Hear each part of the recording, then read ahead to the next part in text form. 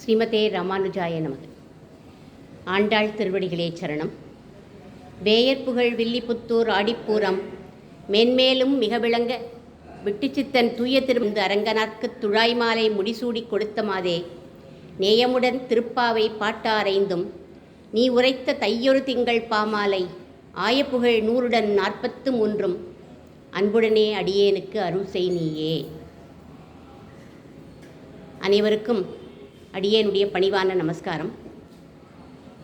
ஆச்சாரியர்களின் திருவடித்தாமரைகளை வணங்கி இந்த வருஷம் மார்கழி மாதம் பாவை விழியில் ராமாயணம் அப்படிங்கிற தலைப்பில் 30 திருப்பாவை பாசுரங்களையும் ராமாயண காவியத் தலைவனையும் ராமாயண காவியத் தலைவியையும் இணைத்துத்தான் ஆண்டாள் நாச்சியார் அருளியிருக்காங்கிறத அந்த ரீதியில் நம்ம இந்த வருஷம் அனுபவிப்போம்.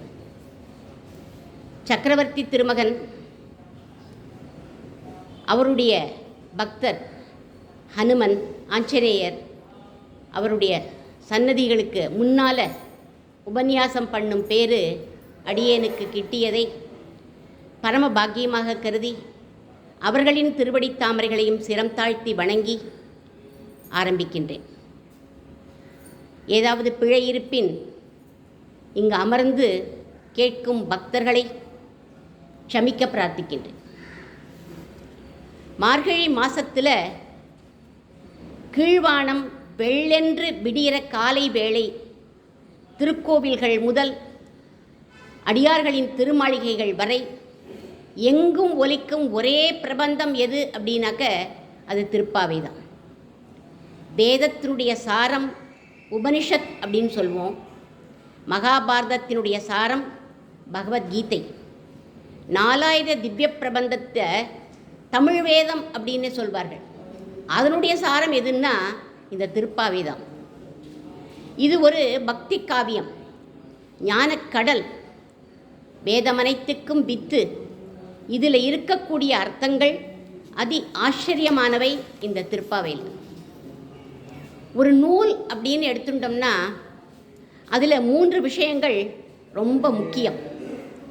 நூலை இயற்றியவர் யார், அந்த நூலில் சொல்லப்பட்ட விஷயம் என்ன, அந்த நூலில் சொல்லப்பட்ட விஷயம் என்ன, இது 2வது. 3வது அந்த நூலோட பெருமை என்ன. இதை பக்திருவை லக்ஷண்யம், விஷயவை லக்ஷண்யம், கிரந்தவை லக்ஷண்யம்னு சொல்வார்கள். இவை 3ம் எப்படி ராமாயணத்திலும் திருப்பாவையிலையும் பொருந்துறது அப்படிங்கிறத நம்ம இப்போ பார்க்கலாம். திருப்பாவையை கோதா நாச்சியார் பாடினா அப்படின்னு சொல்கிறோம். அவங்க எல்லாருக்குமே தெரியும், பிரசித்தம். அந்த கோதா நாச்சியார் ஏன் பாடினா அப்படிங்கிற வரலாறு ரொம்ப ரொம்ப பிரசித்தம். ஒரு சமயம் பூமி பிராட்டியை பிரளய ஜலத்திலேருந்து கொண்டு போய் வச்சுட்டான் ஹிரண்யாட்சன்கிற ராட்சசன். அதனால வராக பெருமாள் என்ன பண்ணார், அவளை காப்பாற்றி மேலே கொண்டு வந்தார் பூமியில். அந்த சமயம் பிராட்டி பெருமாள் கிட்ட கேட்குறா, நான் சுவாமி, நான் உங்களுடைய பாரியை மனைவி, அதனால நீங்கள் என்னை காப்பாற்றிட்டேள். ஆனால் என்னோடய குழந்தைகள்லாம் என்கிட்ட இருக்காளே, அவளெல்லாம் காப்பாற்றுறதுக்கு ஒரு வழி சொல்லுங்களே அப்படின்னு கேட்டார். உடனே அவர் பல எளிய வழிகளெல்லாம் சொன்னார். அதில் பூமாலையும் பாமாலையும் அப்படிங்கிறது எளிமையான சிறந்த வழி அப்படின்னு அவளே தீர்மானித்து தானே ஆண்டாளாக நம்மளை காப்பாற்றுறதுக்காக இந்த பூமியில் அவதாரம் பண்ணிட்டான். இப்போது எப்படி அவதாரம் பண்ணா, எங்கே அவதாரம் பண்ணா, எந்த நாளில் அவதாரம் பண்ணினா அப்படின்னா திருவாடிப்பூர நன்னாள் அன்னைக்கு அயோனிஜயா திருத்துழாய் செடிக்கு அடியில் ஸ்ரீவில்லிபுத்தூரில் பெரியாழ்வாருக்கு திருமகளாக அவதாரம் பண்ணிட்டா கோதா நாச்சியார். இப்போ கோதா நாச்சியாருடைய அவதாரத்தை பார்த்தோம். அதே மாதிரி ராமாயண காவிய தலைவன் அவர் எழுதினவர் யார் அப்படின்னாக்க வால்மீகி பகவான். அவர் எப்படி வந்தார் அப்படின்னா வால்மீகம்ங்கிற புத்துலேருந்து வெளிவந்தவர். அவர் புத்துலேருந்து, புத்துங்கிறதே எது அப்படின்னாக்க பூமி பிராட்டியினுடைய காது பகுதி தான் புத்து. அதை சுவாமி வேதாந்த தேசிகனே சொல்கிறார்.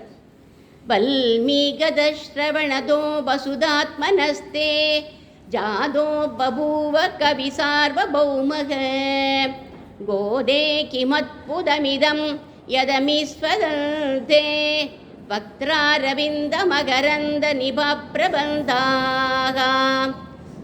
பூமி பிராட்டியுடைய காது பகுதியிலேருந்து வந்ததுனால்தான் பெருமைக்குரிய சொற்கள் இவர் வாயிலேந்து வந்தது. அது ராமாயண காவியமாக ஆச்சு. இவரும் கவி சார்வபௌமன் அப்படின்னு அந்த டைட்டிலும் இவருக்கு கிடச்சிது. இதெல்லாம் யாரால அப்படின்னா சுவாமி வேதாந்த தேசிகன் சொல்கிறார். இதெல்லாம் யாரால அப்படின்னாக்க பூமி பிராட்டியினால தான். ஆக திருப்பாவை ராமாயணம் பாடிய 2 பேருமே பூமி பிராட்டியுடைய சம்பந்தம் 2 பேருக்கும் இருக்குது அப்படிங்கிற ஒற்றுமை தெரியறது இதில். இது முதல் பாராமீட்டர்.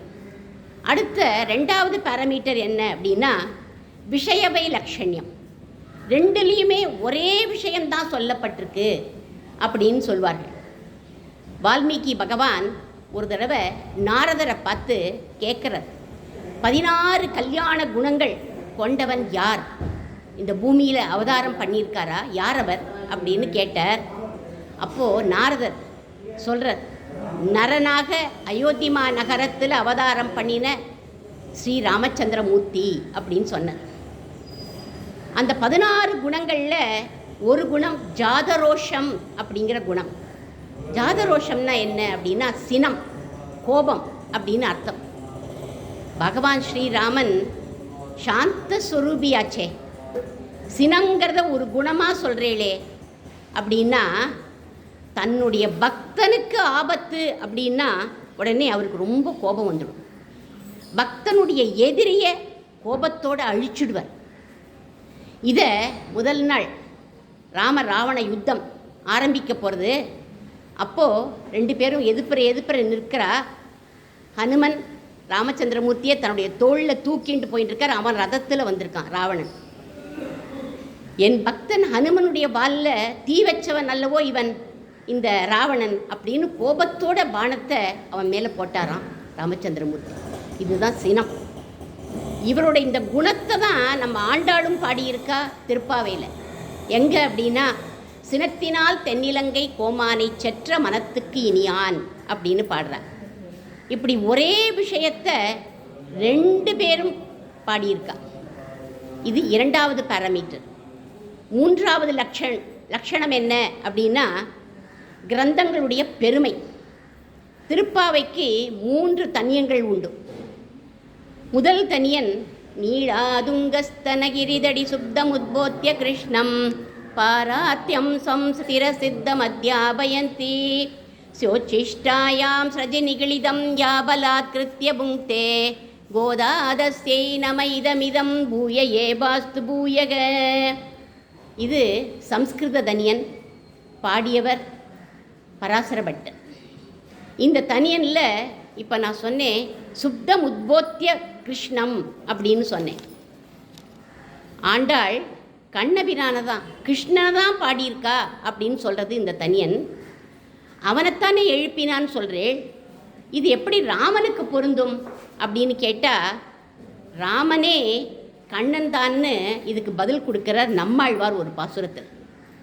கண்டும் தெளிந்தும் கற்றார் கண்ணற்காலன்றி யாவரோ. இங்கே கண்ணர் அப்படின்னு ஒரு வார்த்தை போட்டிருக்க. கண்ணர் அப்படின்னா என்ன அர்த்தம்? அழகிய கண்களை உடையவன் அப்படின்னு அர்த்தம். யாருக்கு அழகிய கண்கள் இருக்குது அப்படின்னா தசரத சக்கரவர்த்தி தன்னோட பிள்ளை ராமனை ராமோ ராஜீவ லோச்சன அப்படின்னு அப்படி அழைக்கிறார். அவன் அப்படி சொல்கிறார் அவர். ஆண்டாளும் ராமனை என்ன சொல்கிறா? பங்கைய கண்ணனை பாடு அப்படின்னு தான் சொல்கிறான். அப்போது ராமனைத்தான் குறிப்பிடுறது இந்த சம்ஸ்கிருத தனியன் அப்படின்னு தெரியுது. அடுத்த 2 தனியன்கள் தமிழ் தனியன்கள். அதை சுவாமி உய்யக்கொண்டாருங்கிறவர் அருளியிருக்கார். அதில் முதல் தனியன் அன்னவயல் புதுவையாண்டாள் அரங்கற்கு பன்னுதிருப்பாவை பல்பதியம் இன் இசையால் பாடிக் கொடுத்தாள் நற்பாமா பூமாலை சூடிக் கொடுத்தாளை சொல்லு அப்படிங்கிற இந்த தனியன். இதில் அன்னவயல் புதுவை ஆண்டாள் அரங்கருக்குங்கிறதுல ரங்கநாதன் தானே சொல்லியிருக்கா.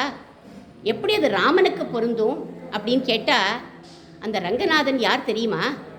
இவர் தான் ராமருடைய குலதனம்.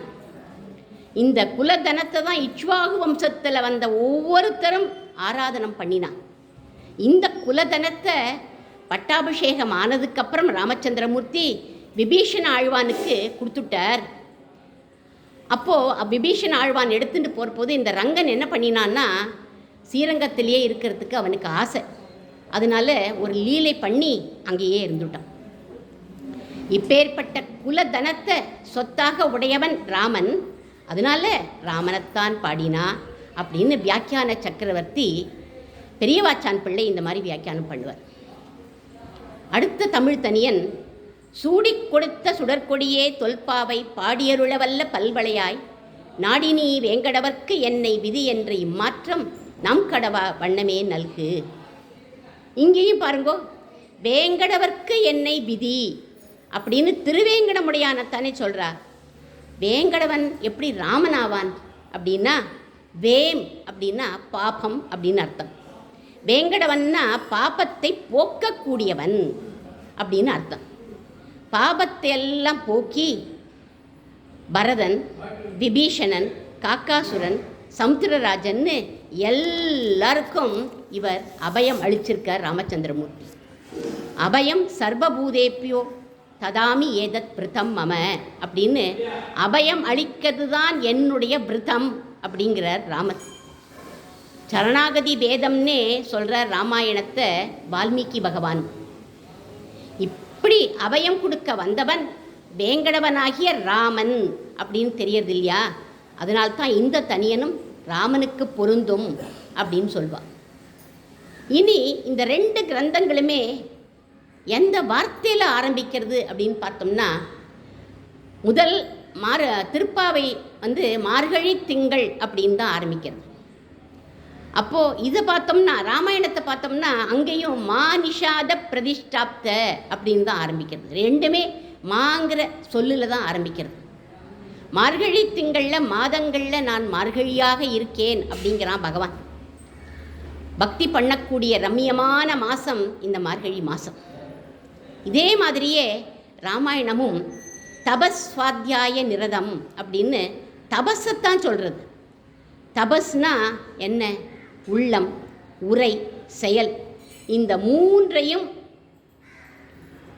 ஒன்றுபடுத்தி பக்தி மார்க்கத்தில் செலுத்துறது தான் தபஸ். அப்போ ரெண்டுமே என்ன சொல்கிறது?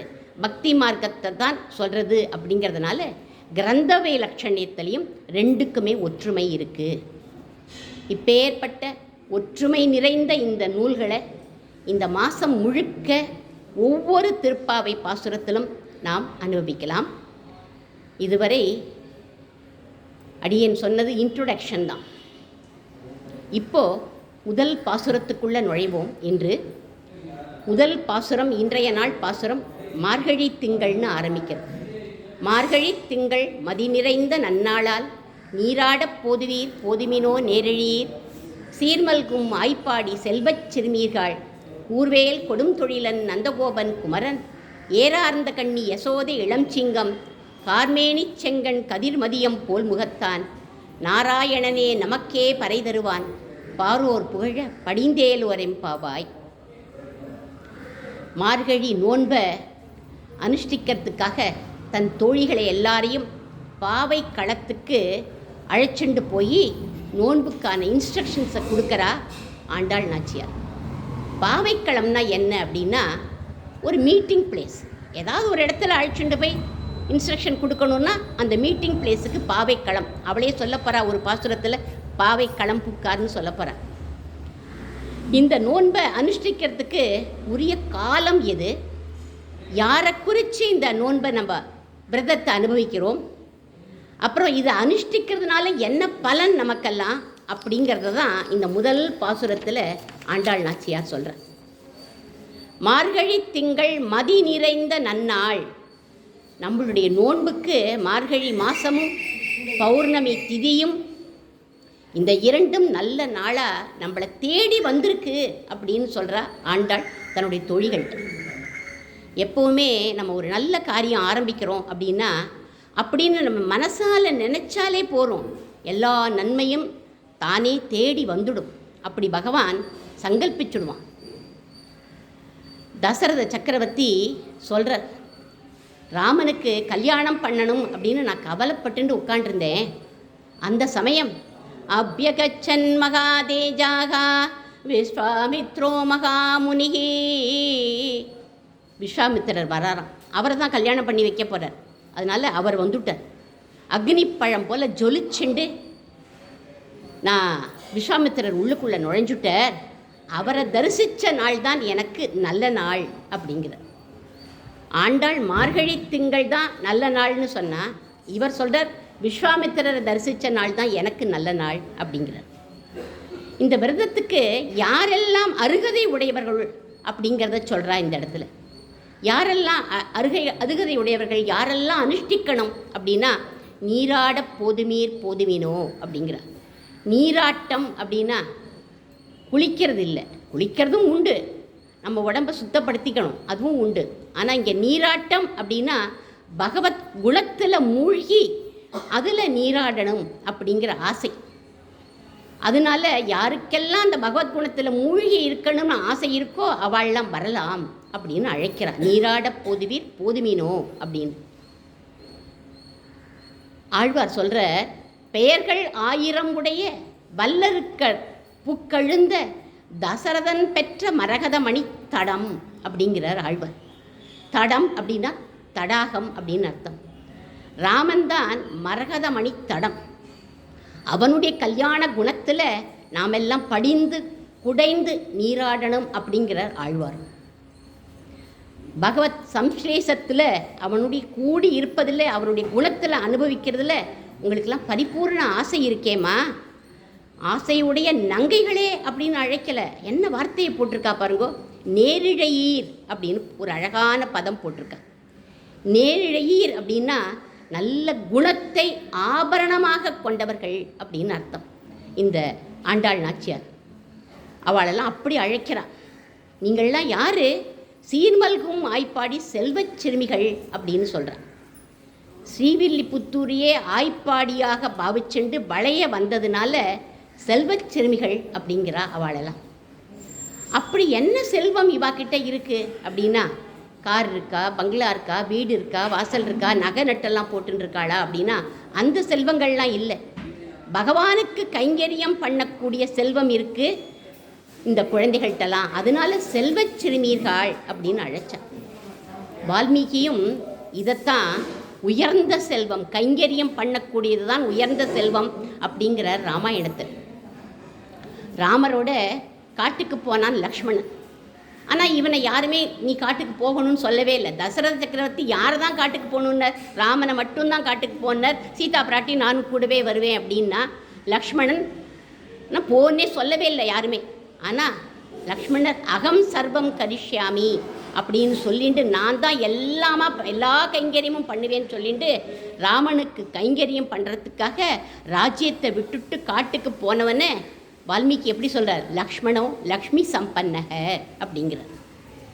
அதே மாதிரியே ராவணன் விபீஷணனை காலால் எட்டி உதச்சி ஒழிடா இங்கேருந்து போ, உன் ராமன்கிட்டயே போ அப்படின்ட்டான்.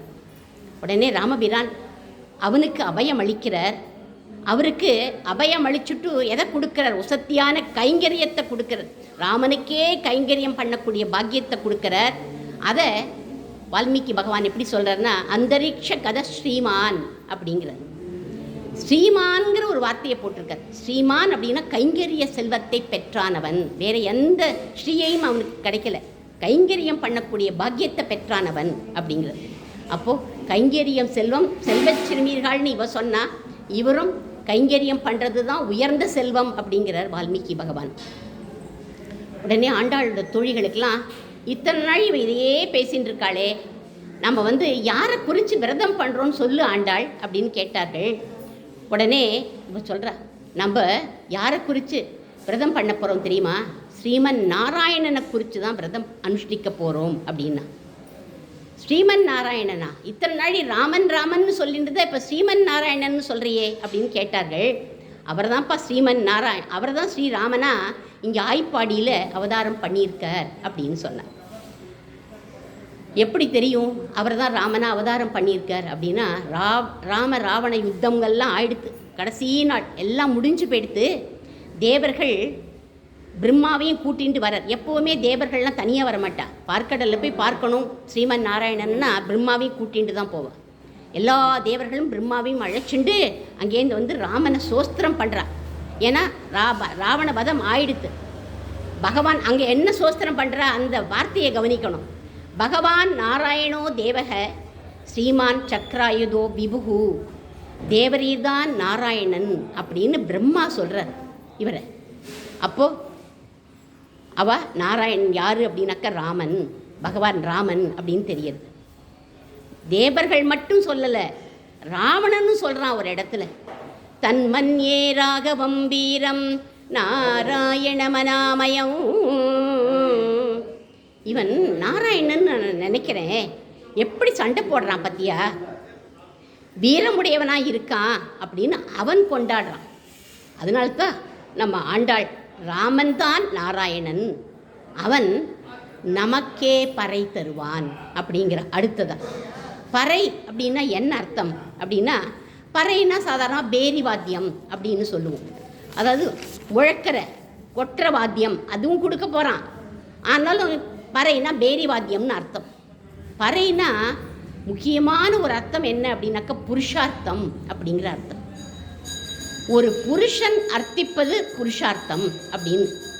நம்ம என்ன ஆசைப்படுறோமோ அது புருஷார்த்தம். நமக்கெல்லாம் பொதுவாக என்ன ஆசை இருக்கும்? நிம்மதியாக இருக்கணும், பயமில்லாமல் இருக்கணும், எந்தவித கஷ்டமும் இல்லாமல் இருக்கணும், சௌக்கியமாக இருக்கணும் அப்படின்னு தானே நினைப்போம். அதைத்தான் இந்த சொல்கிறா, நமக்கெல்லாம் அபயம் அளிக்கிறதுக்காக, சந்தோஷமாக சௌக்கியமாக இருக்கிறதுக்காக ராமன் தான் அந்த புருஷார்த்தம், அவன்தான் நமக்கு எல்லாத்தையும் கொடுக்க போகிறான் அப்படிங்கிறான். அது அவனே சொன்ன வார்த்தை. நான் எல்லாருக்கும் அபயம் அளிப்பேன்னு அவனே சொன்ன வார்த்தை. என்ன வார்த்தை? சகுருதேவ பிரபன்னாய தவாஸ்மீதி ச யாச்சதே அபயம் சர்வபூதேப்பியோ ததாமி ஏதத் விரதம் மம. இது ராமருடைய சரம ஸ்லோகம். இந்த ஒரு ஸ்லோகம்தான் அவர் சொல்லியிருக்கார். என்னை வந்து எல்லாரும் சரணம் அடையுங்கோ, எல்லாருக்கும் நான் அபயம் கொடுக்குறேன் அப்படின்னு சொன்னார் அவர். அதனால நமக்கு பறையை கொடுக்கக்கூடியவன் இந்த ராமன் தான் அப்படின்னா. அதுவும் ஒரு வார்த்தை போட்டிருக்கான், நமக்கு பறை கொடுப்பான்னு போடலை, நமக்கே பறை கொடுப்பான். இவளுடைய ஒவ்வொரு ஏவாகாரமும் அவ்வளவு இம்பார்ட்டன்ட். நமக்கே பறை கொடுப்பான்னு ஏன் சொல்கிறா அப்படின்னா, நாம் வந்து ராமனை தவிர வேறு தெய்வத்தை நம்ம நாடவே இல்லை. அதனால் அவன் நமக்கே பறை கொடுப்பான் அப்படிங்கிறதுனால நமக்கே வார்த்தையை போட்டிருக்கான். இந்த பாசுரத்தில் இதுக்கப்புறம் ராமனை சில அடைமொழிகளை இட்டு அழைக்கிறான். முதல் அடைமொழி என்ன அப்படின்னா, கூர்வேல் கொடும் தொழிலன் அப்படின்னு சொல்கிறான். எப்பவும் போருக்கு தயாராக கூர்மையான பானங்களை வச்சுருப்பானா, எதிரிகளை அழிக்கணும் அப்படிங்கிறதுக்காக. இது எங்கே தெரியறது அப்படின்னாக்க, தாடகைங்கிற அரக்கிய வதம் பண்ணுறதுக்காக கூர்மையான அம்புகளை விடுறான் ராமன். அது எப்படி இருந்தது அப்படின்னாக்க, கம்பர் சொல்கிறார், சொல்வுக்கும் கடிய வேகம் சுடுசரம் அப்படின்னு ஒரு வார்த்தை போடுற. சொல்ல விட வேகமாக ட்ராவல் பண்ணித்தான் அந்த அம்பு. அது அவளுடைய மார்புக்குள்ளே புகுந்து முதுகு வழியாக வெளியில் வந்துடுத்து அப்படிங்கிற. அப்பேற்பட்ட கூர்வேலை உடையவன் யார் அப்படின்னாக்க ராமபிரான். அந்த ராமனை எப்படி அழைக்கிறா? நந்தகோபன் அப்படின்னு அழைக்கிறான். நந்தகோபன், ராமனை நந்தகோபன் அழைக்கிறாளே எப்படின்னா, இதுக்கு பெரியவாச்சான் பிள்ளை வியாக்கியானம் பண்ணுறது. காம் அப்படின்னா வாக்குன்னு அர்த்தம். நல்ல வாக்கை உடையவன்கிறதுக்கு நந்தகோபன் அப்படின்னு ஒரு பொருள் உண்டா அப்படின்னு அவர் சொல்கிறார். அப்பேற்பட்ட நல்ல வாக்கை உடையவன் ராமன் அப்படின்னு வால்மீகியும் என்ன சொல்கிறார் அப்படின்னாக்க, ராமன் சத்தியவாக்கியன் அப்படிங்கிறார். நல்ல வாக்கை உடைய ராமனை அடுத்த பதம் சொல்கிறா குமரன் அப்படின்னு அழைக்கிறார்.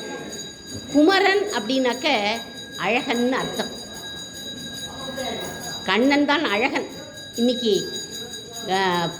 கோதையின் கோபாலன்கிற அந்த ஒரு 5 நிமிஷம் ஷார்ட்ஸ் போட்டிருக்கேன். அதில் குமரன்கிற வார்த்தையை தான் போட்டிருக்கேன், கண்ணன் தான் குமரன் அப்படின்னு போட்டிருக்கேன். அதை போய் கேளுங்க. இங்கே ராமனும் குமரன் அப்படின்னு சொல்கிறான். ஏன் ராமனை குமரன் அப்படிங்கிறான்னா அழகன். என்ன அழகன்? திருஷ்டி சித்தபகாரினம் அப்படின்னு எல்லோருடைய சித்தத்தையும் ஆக்கர்ஷிக்கக்கூடியவன் ராமன், அதனால அவன் அழகன் அப்படிங்கிறான். ஆனால் இந்த குமரனுக்கு மற்றொரு அர்த்தம் உண்டு. என்ன அர்த்தம்னா அப்பா சொல் பேச்சை கேட்கக்கூடியவன் அப்படின்னு அர்த்தம். அப்பாவோட சொல் பேச்சை கேட்கக்கூடியவனா? கேட்டிருக்கானே. எங்க? பித்ருவாக்கிய பரிபாலனத்தில் ராமனை யாராலையுமே மிஞ்ச முடியாது. அப்பா சொல் பேச்சை கேட்டவன் அவன். 14 வருஷம் வனவாசம்னு உடனே பிரசன்னமாக சாந்தியோட உட்காண்டிருக்கார். சரி அப்படின்னு பிதாவுக்காக பண்ணின தியாகம் அது. பிதாவை காட்டிலும் மாதா குரு. அப்பா சொல்லவே இல்லை நீ பித்ருவாக்கிய பரிபாலனம் பண்ணணும்னு சொல்லவே இல்லை. ஆனால் கைகேயி தான் சொன்ன. அந்த இடத்துல சொன்ன உடனே அப்பாவை காட்டிலும் மாதாவும் ஒரு குரு தான். அதனால அம்மா கைகேயி கிட்ட சொல்கிறது வேறு, மன்னவன் பணி என்றாகில் நும் பணி மறுப்பனோ அப்படிங்கிற. மன்னவனுடைய பணி இதுன்னா நீங்கள் சொன்னால் அதை நான் ஏற்றுக்க மாட்டேனா? நான் ஏற்றுப்பேன், நான் போகிறேன், காட்டுக்கு போகிறேன் அப்படின்னு. ஒரு ராஜாவாக இருந்து தியாகம் பண்ணின தியாகராஜன் அப்படின்னு கொண்டாடுற யாருன்னா தியாகராஜ சுவாமிகள் ராமனை. இப்பேற்பட்ட குமரனான ராமனை ஏறார்ந்த கண்ணி யசோதை இளம் சிங்கம் அப்படின்னு அழைக்கிறான். விஸ்வாமித்திரரோட ராமன் மிதிலைக்குள்ள நுழையிறார். மிதிலையில் உள்ள பெண்கள்லாம் கன்னி மாடத்திலேருந்து ராமனை பார்க்குறார்களாம். ஒரு சகோர பட்சி சந்திரனை பார்த்தது போல். சகோர பட்சிக்கு சந்திரனை பார்த்துட்டா அப்படியே மலர்ச்சியாக அதையே பார்த்துட்டு இருக்கும், முகமே மலர்ந்து போயிடும் அதுக்கு. அந்த மாதிரி இவாளுக்கெல்லாம் சகோர பட்சி எப்படி இருந்ததோ அந்த மாதிரி இவாளோட முகமெல்லாம் மலர்ந்து போயிடுதான். ஏறார்ந்த கண்ணி அப்படின்னு வியாக்கியானம் பண்ணுவார்.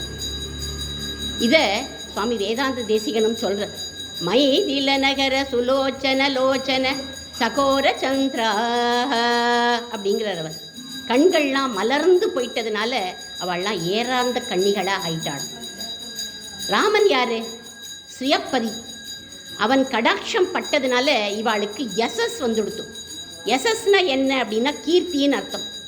அந்த யசஸ், அந்த கீர்த்தி இவாளுக்கு வந்ததுனால ஏறார்ந்த கண்ணிகளாக ஆகி அந்த யசஸ், அந்த கீர்த்தியை இவா தானம் பண்ணுற அளவுக்கு அவ்வளவு யசஸ் வந்துடுத்தான் இவாளுக்கு.